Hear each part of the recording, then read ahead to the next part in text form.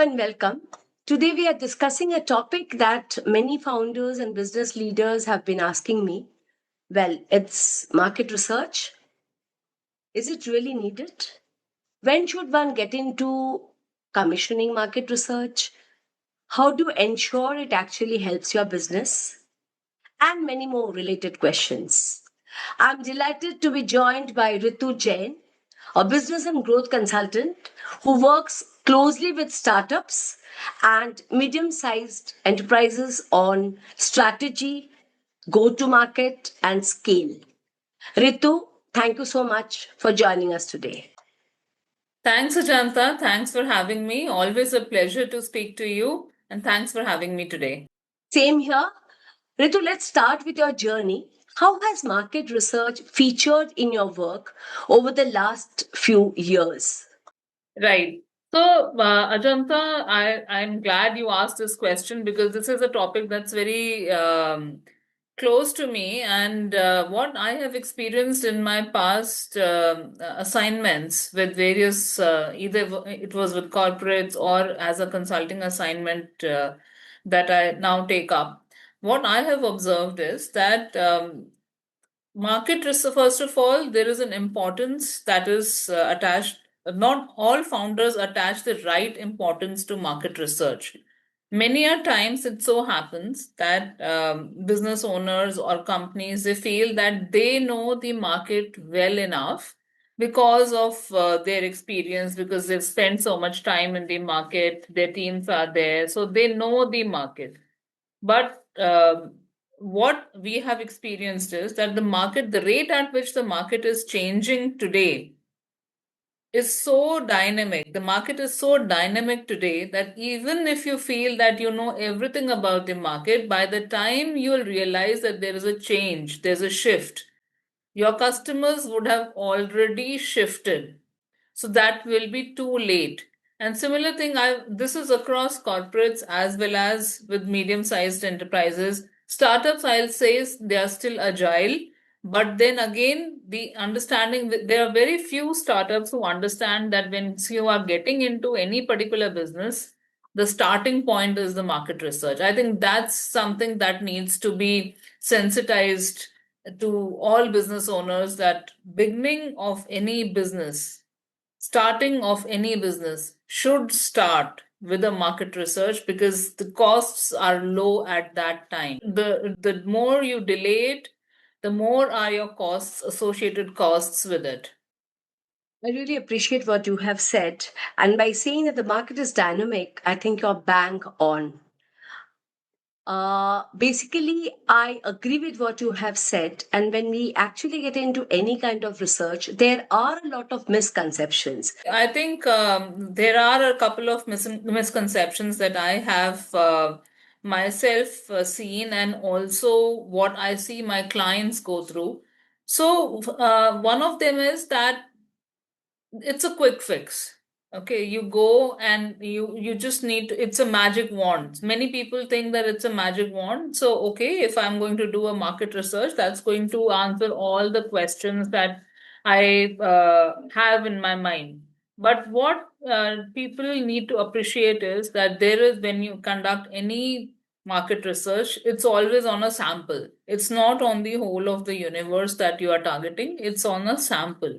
So there are certain aspects that you need to consider while you are taking the inputs that are coming in, and also how should a sample be decided. So there are many misconceptions related to that. And the biggest one is the defining the TG.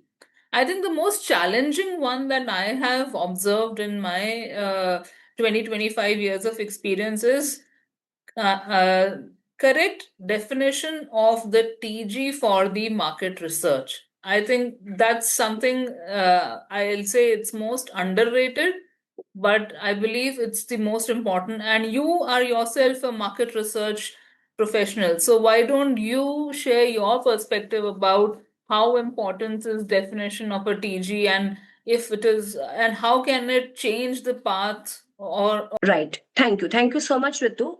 You really spoke words of wisdom.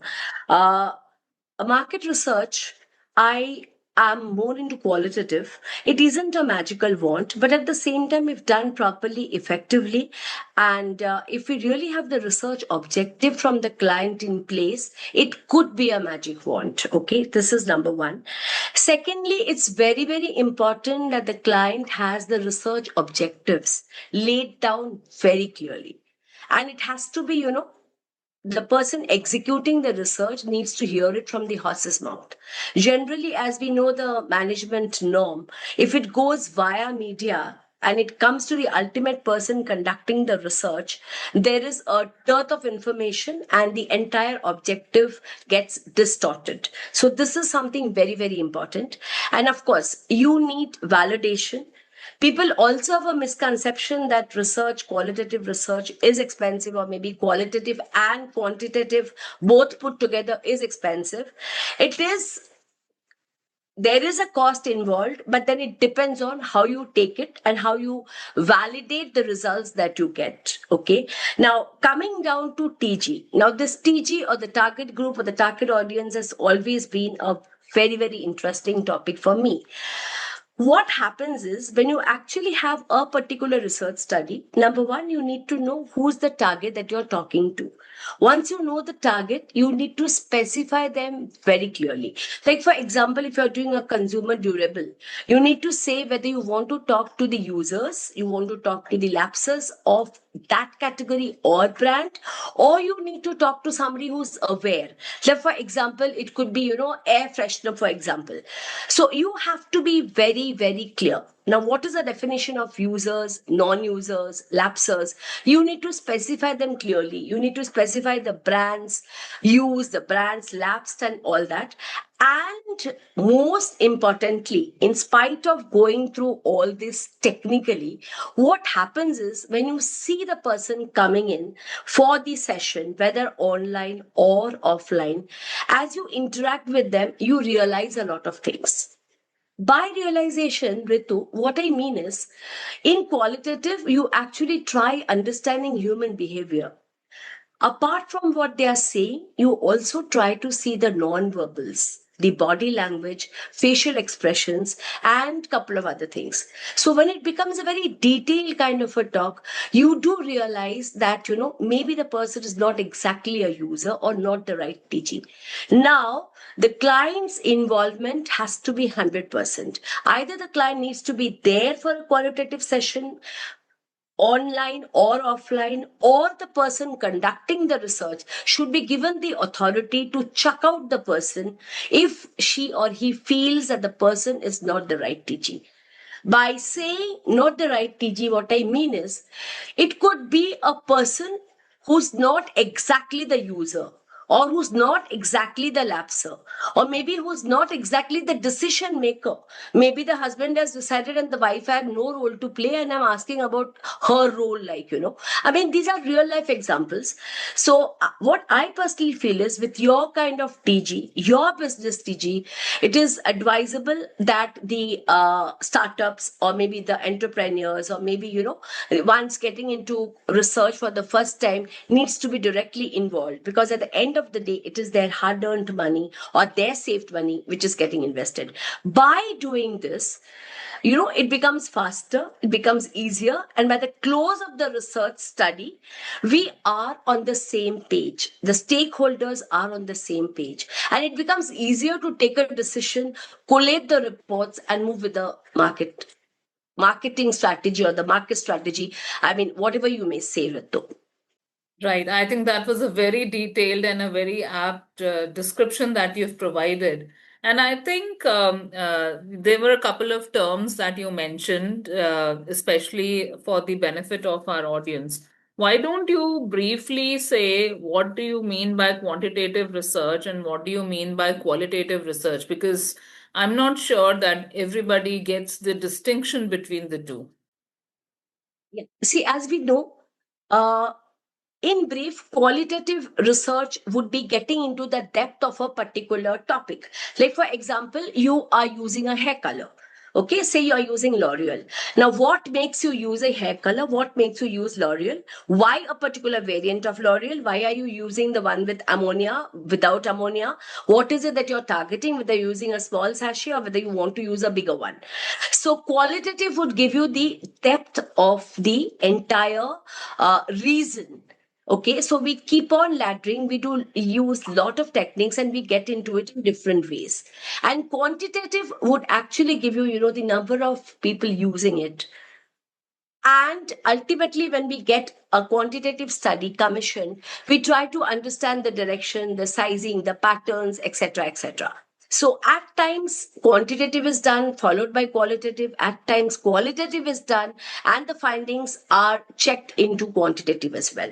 So this is in brief about quantitative and qualitative. This is decided in collaboration to what the client objective is, while we actually discuss at the proposal stage, Ritu.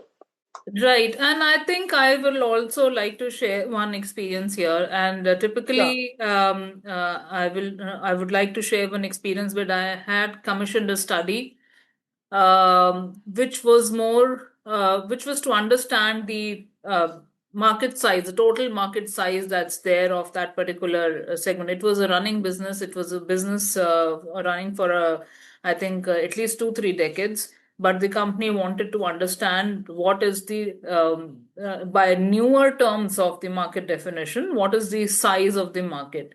So we did a Mhm. combination of a qualitative and a quantitative. Qualitative to Mhm. understand, because there are different segments or different industries that you are targeting. So as you rightly mentioned, that if you want to understand the depth, then you do the interviews and you understand what how the user is interacting with your product.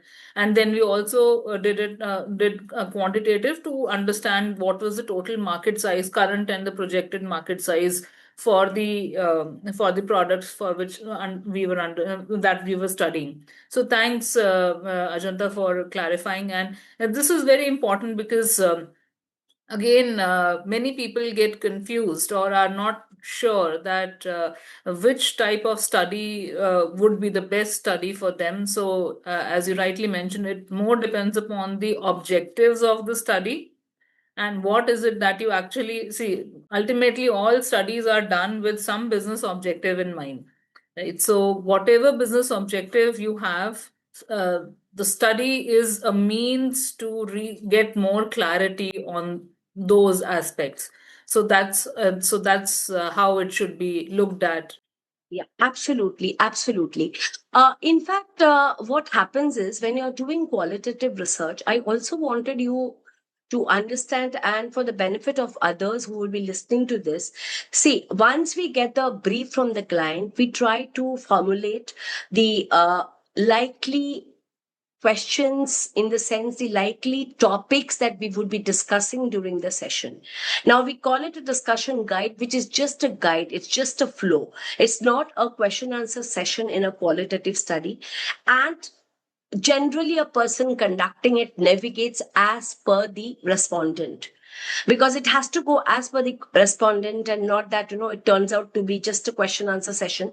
If it's a question answer session, it could actually be a quantitative one, tabulated on a tab or anything, and we can just get into it. Now there are different techniques which are used for qualitative studies. Most of the qualitative market research organizations have their own tools, which are their tools, but I had the opportunity of working on those tools. They are being utilized, and we have something like a need scope, we have something like a sensidium, we have semiotics, and there are many other tools which are being used when I conduct studies for those market research agencies, like because they are for them. Now what we do is, usually we try and understand the objective, we try and understand the TG, and I would emphasize that we talk in the language the target group is comfortable with. There's a new Absolutely. trend that has come up, doing things in Hindi or English. जबरदस्ती हिंदी में बात कर लो यार, costing कम हो जाएगा. I am very much against it. I do not want to talk to a Bengali in Hindi. Maybe they are comfortable in Hindi, but they are not as comfortable in Hindi as they are in their mother tongue. I don't gain anything out of it. It is the end client to get the nuances of the languages which can be expressed best in the mother tongue. So this is something very important. We do have interpreters. We have online interpreters. We have very efficient interpreters, like the commentators we have in crickets. So we can easily have them, and we can have the client, attend the sessions online or offline, listen to whatever is happening, interrupt in between if it's an online session or an offline session, and ensure that all the stakeholders, including the person conducting it, the client team, and maybe the interpreter, or maybe the agency concerned, are all together on the same page. So these are the basics. Client involvement is a must. Ritu, I wanted to tell you something interesting. When I had started off, it was, अरे client आ रहा है, client आ रहा है, मतलब like it was as if पता नहीं कोई शेर आ रहा है. But then later on, today I have realized that clients are human beings. It's always better to interact with them directly. Have an open channel. Talk to them and understand what they want rather than going via media. Because at the end of the day, you are conducting the session. You are trying to get whatever the client wants. If the client is there, it's his baby at the end of the day, or her baby at the end of the day. So this becomes very, very important. So these days, I'm glad and proud to tell you that this collaboration happens. And that is the reason probably I'm enjoying each session, that we really do. And so happy to have you with us today once again. Thank you, Ritu. Yeah, I think that's great, Ajanta. I think you've shared some very snippets of wisdom, or pearls of wisdom, I guess, that our audience are going to benefit from. And I hope that anybody who is looking for conducting research, they would benefit about from this, about how should they go about a research. Basically, I think you might be having some questions coming up because you are into a different business and you use market research for your clients to come to a conclusion and give them directions. Correct me if I'm wrong. Yeah, that's absolutely. So So why? we, yeah. Right. Right. Yeah. So while you choose a market research partner rather, or a marketing partner, what are the traits that you look out for, and how do you choose a market research partner, to be specific? Right. So, yes, that's a very pertinent question. So, I have commissioned a few researchers for some of my clients, and what we have seen is that, first of all, I'll share with you how our typical methodology or modus operandi for any project uh, happens. So we begin with the problem at hand that the client is having, and at times, what we have observed is that the client may not be aware that there is a problem, but they may simply come to you saying that I've tried things, but nothing works. It's as simple as that you may receive as a problem statement.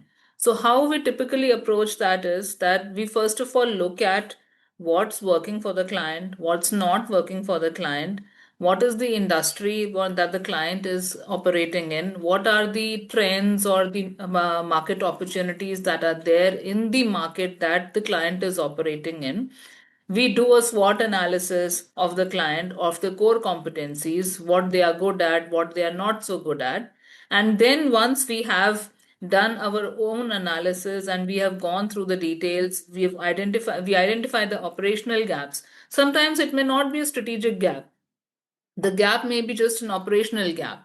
So until and unless we are very clear that the market fitment of the product or the customer, the client is having some problem, we do not straight away go into a research. We commission a research only when we see that there is some disconnect with the way the users are probably interacting with the product and the way the company is envisaging that the customers are, or the consumers are interacting with the product, and there are certain growth patterns where there are certain blind spots.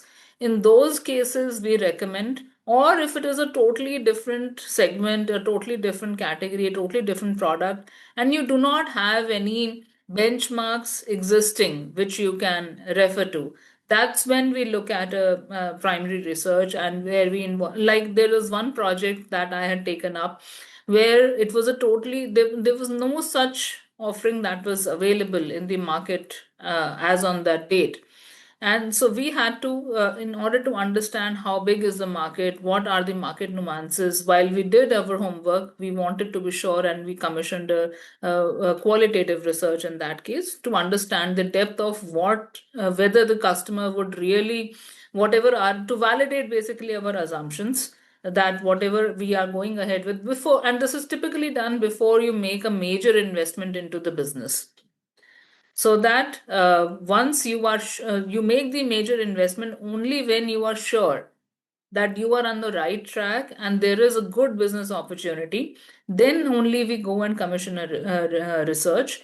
And once when we are considering a research, the next important thing is who is the research partner who is going to conduct that. So for that we look at the credentials of the research partner, we look at the kind of work that they have done, we also look at the various up to what depth and what transparency level. See again, what again we have burnt our fingers and we have realized that transparency in the research report is very important, and we there are cases where that may not be the case. So that's the reason having the right research partner becomes important, who can give you the right inputs, because whatever, it's not just a research that's being done, it's a business decision and a business investment that depends upon that. So it's important that whatever objectives you have in mind for the research, those are well taken care of. You are able to reach, and most important thing is reaching out to the right TG. Right, so you might say that my TG is so and so, like you took the example of hair color. So just building upon that example, if you say that my TG is say a 40-year-old or 35-year-old females, and you in a particular city or in a particular profile, but ultimately the research that happened did not really had you had clearly mentioned that it is only females, but there were some male inputs also that came in, or there were some people who were in their 20s or in their 50s who were interviewed, or they were from some other city which you were not targeting. So if you are not having the right TG in the research, that totally dilutes the objective and the result of the research, and hence the business investment that will follow as a result. So I think so that's why choosing the right research partner who will work with, and when I say partner, it's in the real sense of the word partner. It's not a vendor relationship, it's more of a partner sort of a relationship, that when you work with somebody on a market research. Well, that was very insightful, and I'm glad that you have come out with a lot of things. Yes, this has to be a soulful partnering. There has to be a proper blending and understanding. And when you talk about transparency, yes, there has to be utmost transparency, authenticity, and we talk about ethics in market research as well. There have been times, when I've been meeting Ritu Jain, for example, as a consumer who comes in as a married consumer. She comes in another session, saying that she's a divorcee. She comes in again saying that, like she's a 25-year-old girl, where I can look at her and I can make out that she's in her 40s. So this is where you need to identify and have the guts to actually talk about it and ensure that she's not part of the research. There Yeah. have been times wherein you find consumers saying that they are using a particular brand or a particular product or a particular category. But as you have been working in the category, it's very important that you have a category knowledge before you step in and talk to your consumers. If you have the category knowledge, what happens is automatically you get to understand that the person whom you're talking to is not the right TG. So there, you should really have the authority as well to ensure that, अरे भाई manage कर लो यार, इसको खत्म कर लो. No, wherein you can actually point it out and cancel the session if required. Now here, I have another thing to mention. See, we have somebody, a research partner, as you said. Okay. And you have the field agencies, you have maybe the market research organization, or you have the advertising agency, or the end client. Okay. Now, here what happens is there has to be a proper coordination and understanding between all of them. Now, with due respect to the field agencies, I would like to point out that the field agencies are the guys who actually recruit the respondents. Unless and until they are briefed correctly, unless and until they are briefed specifically, giving them the limits of going up and down, it's very difficult for them to actually recruit the right respondents. Thanks, Janta. I think that's. I think you've been through you've lived through many more researches than I have conducted or that I have commissioned, and you have been into this segment for I think almost 25 years now. So that I think that depth of the subject I can really feel coming out from your words. So thanks for sharing that. Our clients do feel that research is expensive. I mean, I work as a qualitative research consultant, but of course when there is a market research study happening, it's qualitative and quantitative both. You must be knowing this very well. Now, what are your views on research being expensive, inexpensive, value for money? What Yeah. would you say? So I think that's a very important consideration while commissioning any research, I'll say. So many clients say that so it's an expense. So now there are two ways to look at it. One is, so why are you first of it should start with, first of all, why are you commissioning a research? There are some questions that you do not have answer to or are not sure of the answers that you have. That's the reason you go for a research, because you want to either find out the answers or validate whatever are your hypotheses that you have in your business, which you want to validate through the research. Now, before I say whether it is expensive or not expensive, let's take a situation where you do not opt for a research, and you go ahead with your hunch, or you do go ahead with your gut feeling of whatever clarifications you were seeking. And if the decision that you took of moving ahead runs into some troubled waters. Imagine you if you're launching a new product, you are yet to start the production of that particular product. So that's you are understanding what your customer wants, and you are through a research, and what your customer would like, would not like, what kind of packaging, what kind of, if it's a food item, then what kind of a flavor. There are regional nuances. There are so many things that so many factors that are involved. Now, you do this research before you start with the production or even start to finalize the product. But suppose if you do not do take that step, and you go ahead and you make the investment in creating, in buying machinery for it, in buying, purchasing the inventory for the raw material, you go ahead with the production, you go ahead with some distribution of that product, supply chain comes into picture. So imagine the investment and the expense that happens when you go ahead with a product launch.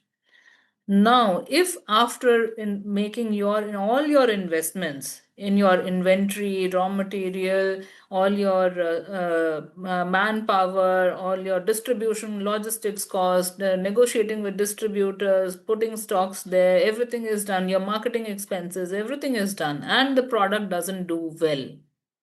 And if the product fails on its very basic parameters, then which was more expensive, I'll say.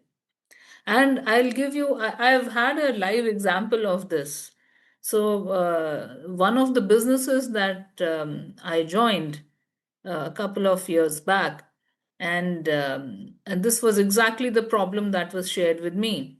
There was a product that was launched, with a lot of fanfare, with a lot of marketing expense. Probably it was the first time that the company had put in such a big marketing expense to support that product, and the product failed. The company had to simply push the inventory just to recover the cost of the inventory. They were just pushing the stocks to their distributors to somehow at least clear their warehouses. The space was getting occupied in their warehouses. The inventory was stuck. All your working capital was stuck, so they just wanted to clear that. They just in order to clear that, they were pushing the product, but beyond the stage, even that was not working. A lot of dead inventory was lying. And when we really looked at what went wrong, what didn't work out for that particular product, we identified that the very purpose for which the product was created, the product was developed, was not tested. The TG was not clearly defined. The value proposition of the product not tested. So so it doesn't matter whether your product is cheap or expensive. It doesn't matter. If it is failing on its basic parameters, then if your TG itself is wrong, if a research would have been commissioned at the beginning, imagine years of work gone wrong. Many people had to bear the brunt of the result of the launch, the fail of the launch. So this is so you have to. It's always when you say something is expensive or not. It's always relative. Relative to what? So I think that will help give an answer, a perspective to people. Brilliant. I really wish that all our clients think the way you have thought and the way you have explained. That was a beautiful way of explaining. There's another thing, Ritu. I already mentioned in the beginning itself that personally, I always advocate the client's presence. Okay, because I have realized and found that it is always better to catch the bull by the horns, because you get to know everything. There's absolute clarity and there is a soulful partnering, and you come out, you work as a team and you come out with the results gracefully with flying colors. This is my thought. I wanted you to tell me, because you do have a set of clients and you get into research, market research, whether qualitative or quantitative, for them. So, what are your thoughts on this, Ritu?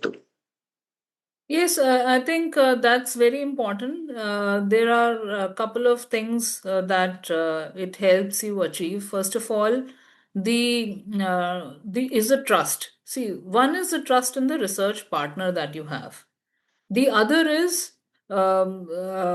authenticity. See, if the research partner is right and everything is there, right in place, having the client presence in the as a part of these group discussions or the interviews that is there, that helps you build authenticity, right? And again, I'll share another example from one client engagement that we did, and this was a multi-city assignment that was there, where we were doing the research in multiple languages, regional languages, and we did not understand all the languages. Because one was in Tamil, Telugu, then Marathi, Gujarati. There were a couple of languages that were involved. It was a multi-language research that we were doing, and it was done in the native language of the respondents. So obviously, technology helps you still understand what's the discussion. But what happened was that the client attended one or two discussions in the beginning. When they saw the flow of the discussion going, despite pushing the client multiple times, he said he doesn't think that he needs to be present in all the meetings or all the group discussions, because that authenticity and that trust was built. Right, And that is, see, because ultimately the research is not for you and me. The research is to right, be used by the client. And if the client is having the trust in the outcome of the research, the conviction with which he will go forward and use the result of the research will be totally different. If you although the client has spent the money, but if they do not have the conviction in the research, they will still not use it the way it was supposed to be used. So it's not a paperwork that we are doing, it's being done for a business objective. And that conviction, that authenticity, that trust, I think that plays a very big role when the client attends. And most of the times I've seen that if you are open, see, if you are not doing anything wrong, then only you will invite the client for. And that could be another way of testing the research partner. If the research Absolutely. partner is hesitant in the client joining the research discussions, the group discussions, then then that's a red flag for you. And if the research partner is authentic, they will never have any problem in the client attending, right? So probably this could be just another test to validate whether the right people are conducting your research or not. And you know what, Ritu? I have seen that this is applicable in case of group discussions, online, offline, in case of depth interviews, wherein we really get the opportunity of knowing the consumer really, really well if it's a one-to-one. And you would have definitely heard about ethnographies. Of late, we have been conducting a lot of ethnographies, and ethnographies give you such a beautiful peek into a consumer's life. And if we have the clients accompanying us from the time we enter the respondent's house till the time we get out of the house, there are so many nuances, which each of us observe. So ultimately, it becomes a wholesome deliverable, which nobody would have even dreamt of. And maybe that's not even mentioned in the discussion guide or the flow. So this is the fun of it, like every day in qualitative is a new day with a lot of learnings. And I don't know, it keeps us going. What Right. would you like to add as the closing statement, Ritu? Yeah, and before I would close my this thing, I would also want to say that um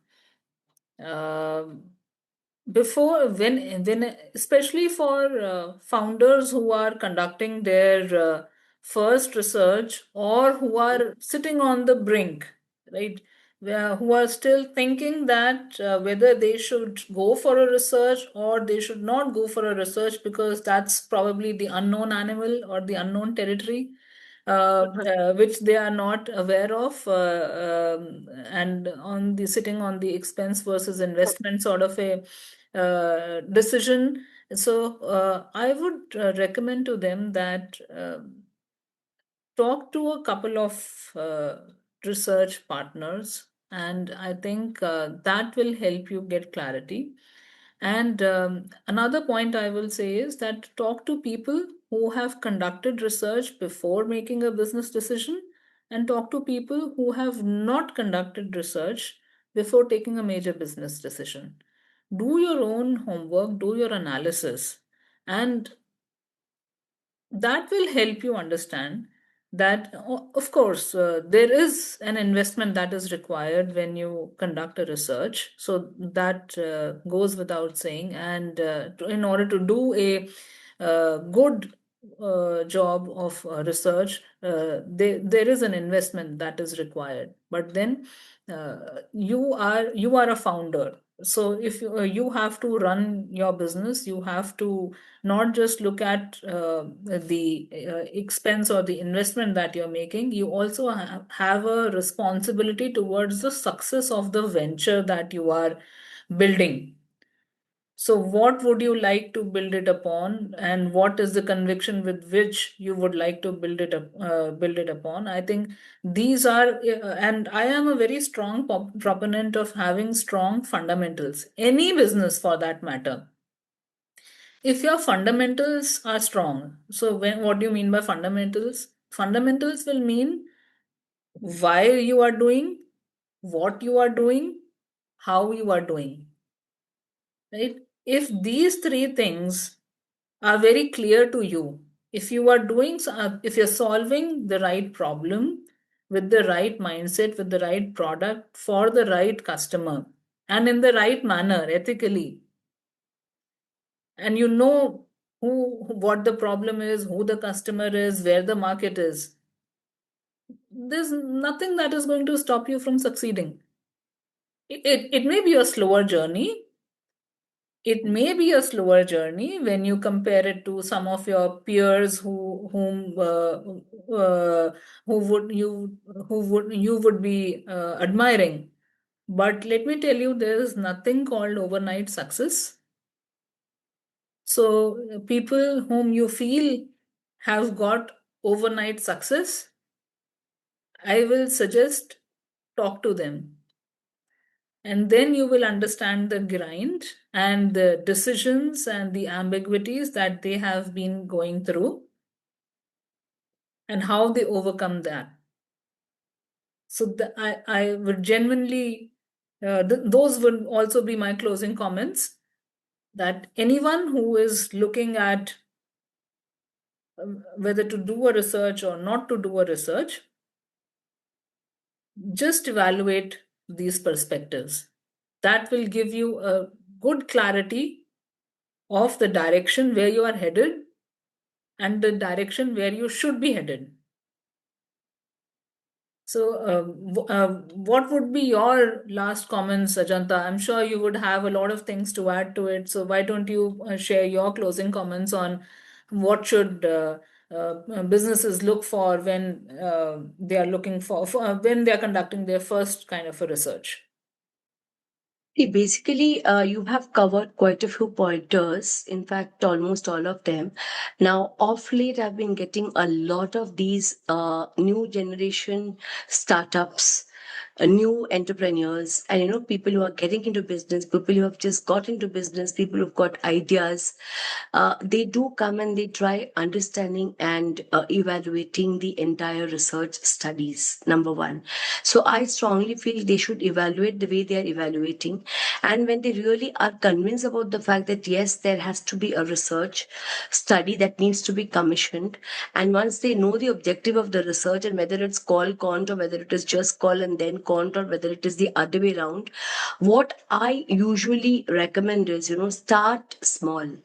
Start with a small sample size. Maybe you can just do a very small pilot. Be there, be physically present or be present online and see what exactly is happening. Get yourself accustomed to the entire system. Be part of the entire system.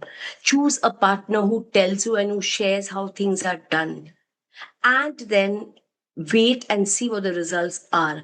What are the results, or what is the report that is being given to you, and what is it that you are realizing? Because it's your baby at the end of the day, you know what the consumers are talking. You might feel that your child is the best child in the world, but the moment the child gets into a competition and gets into the world, we realize that no, it's not always that. So we are at times biased as mothers. So in that case, what happens is, the areas of improvement, the tweaks that needs to be done. Once you hear it from the consumer, a genuine consumer, you are totally convinced about it, and you can think again, and then you can slowly and gradually increase the number of units and increase it, to a proper research study and move on with your objectives slowly and steadily. This is what I would recommend, and this is how I've been moving on with the new generation these days, Ritu. So I think that's a very great advice to start small. If you are not sure, start small. See for yourself if it's working for you. If yes, you go ahead full throttle. If you feel no, you're not satisfied. So it's a small investment and a small Absolutely. pilot that you've done, and that will show you the real picture. So thanks Ajanta, for having this discussion, and thanks for having me. I think it was a great discussion, and I hope that we were able to give clarity to many founders and business owners who are still thinking about their first market research, or they had some myths or misnomers about what does a research really involve. And I really hope we were able to cover quite a few things. Absolutely. Thank you. Thank you so much, Ritu, for coming over. And as we wind off with 2025, here's wishing you and each of you a very happy and truly remarkable 2026. See you all soon again. Till then, goodbye. Thank you. Bye.